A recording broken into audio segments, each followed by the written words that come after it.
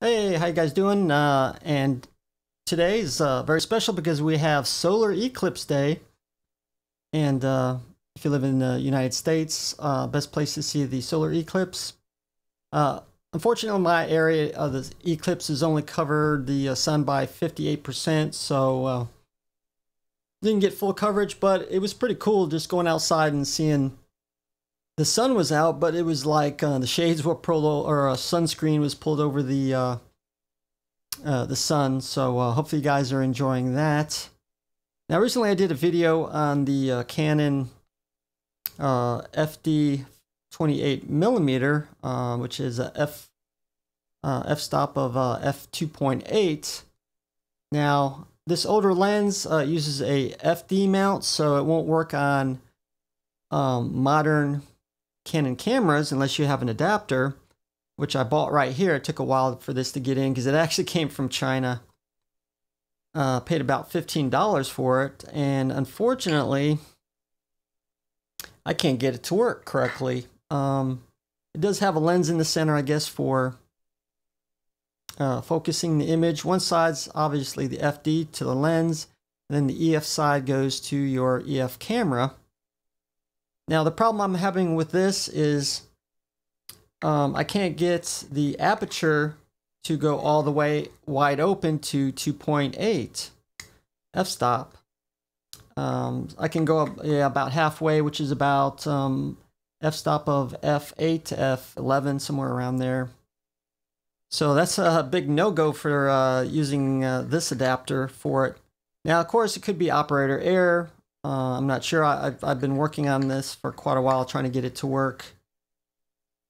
So I may end up buying another adapter, so I'm going to hold off on the review demo of the lens till then. So I figure I'd give you an update on that. And we're also going to go over some questions and answers, a few from my YouTube channel. And recently, this is from Tommy Sawyer, and he says,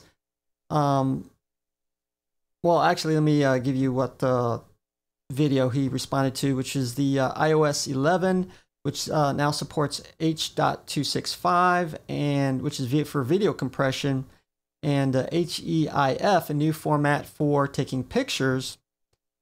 And he says, what's weird is I don't think people realize how big this is. This is the biggest Apple announcement since the Plus Series iPhone. Yes, I agree. It is a big announcement because it's going to be important for people who take 4K video using the iPhone now, and because that's going to give you more space. Even streaming is going to be compressed. So you can, could be YouTube or Facebook or wherever you stream live. Photos as well, you're going to save a lot more space. So I agree. I love software upgrades, firmware upgrades. Often they'll give you sometimes not new features, but like I said, new compression, new resolutions, very important, I think. So thanks for a response from Tommy Sawyer. And we also got Adobe PC said something as well. This is a response to my what happened to PC sound cards, because they're just not making them as much anymore. In fact, I think Sound Blaster just recently released one, I think, but it's been several years. Now he says, I'm not going to read the whole thing, but he basically says Firewire and USB made the high-end PCI sound cards obsolete. And that, well, he goes on, and then that is what killed the high-end studio quality PCI sound cards. I definitely agree on that one. Of course, it's many factors involved. One of them, for the average user, the built-in sound is good enough, even for games, unless you're a audiophile or, into high-end gaming rigs and all that. But the only thing with using Firewire and USB, with maybe the exception of USB 3.0 and above and Thunderbolt, often you're going to get what's called a big lag or latency. And especially if you monitor like I monitor my audio, if I actually use the USB device, if I monitor it directly off the computer, I'd actually hear a delay and it'd throw me off big time. There's no way I could record a video. So often for the Firewire USB devices, they'll actually have a special monitoring port into the device before it goes into the computer so you can monitor it. Now, I'm not saying that everyone has one, but latency can be a problem if you're running a studio, home studio, a professional studio. So often the best way to get around that is just use a PCIe sound card. There's professionals ones out there which will definitely prevent most of that lag or latency issue. But besides that, I agree with you. I didn't really cover that much during that video.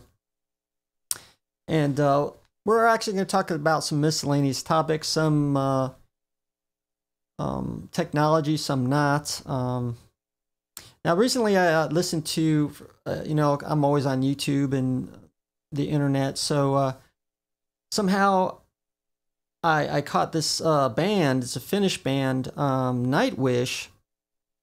It's funny because I really used to be big in music, listened to it all the time in the car. Don't so much anymore. I even played music, high school band in one, I got out of school, did for many years. Hardly at all anymore, but I really like the band so much. I've been really watching a lot of their music videos. It made me think, because I'm always thinking of projects, things to film outside the studio to bring it to my YouTube channel. Could be news stories, documentaries, or whatever. I'm like, so I'm thinking, of course, like I said, I was watching the music video. I'm like, why don't I produce a music video? Go out there, advertise for a band, and have some bands submit some music, soundtracks, see which one I like the best to make a music video, and then go from there. And I know a lot of venues which I helped in the past from previous events that I filmed to put up on my YouTube channel. So I know quite a few venues that probably be willing to lend use of their arenas or whatever to produce a music video. And in fact, I know 2 theaters, one in particular, be great to make a music video in, and I think I could get them to allow us to use it, and then of course give them more advertising, which would be great for both parties. Now this is probably going to be planned sometime in the intermediate to long range time frame. I can't do anything right now on that, but I would love to do it, and it'll probably be one of the most involved projects I probably ever will do. And it's simply not just shooting, video and throwing in the soundtrack. Is a lot more than that, because you have to sync the video with the soundtrack, which is professionally produced. Unless you do it live, that's different. Of course, that's a possibility as well. But I kind of wanted to do the visual themes and the shots, some slow-mo in there. So that would be a lot of fun. And then, of course, do a behind-the-scenes video shoot, music video as well. Post on the YouTube channel. So that's probably a project I'm thinking about in the future. So plus check out the Nightwish, which is actually, they call it, I was trying to think of the, is it rock, is it metal? But they actually call it more metal, symphonic metal. It's kind of like symphony. It works really well. It's pretty much a metal band or heavy metal, but it's not like really heavy. Some not like screamo and all that, which I don't like, but they definitely added in there really well. So go check them out. They have a lot of things on YouTube or even their website as well.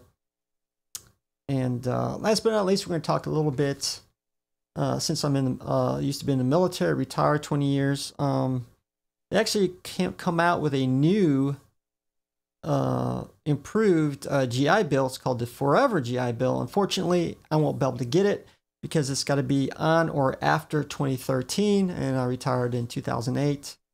because once I get out, I only have 10 years to use it, or I lose it totally. And I'm almost on my last year now, because next year I'm going to lose it. Now they do have something like called a 15-year, which I didn't know about. So I might be able to get my GI Bill extended to 15 years. Have to see. But it could be just like the other one.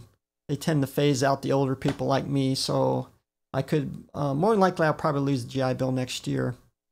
Also, very interesting with this new Forever GI Bill is they have a particular interest if you're going to go into a STEM field, which is science, technology, electronics, mathematics. Well, I don't know if that's what the E stands for, but they actually give you 9 months of additional GI Bill payments, or a lump sum of $30,000.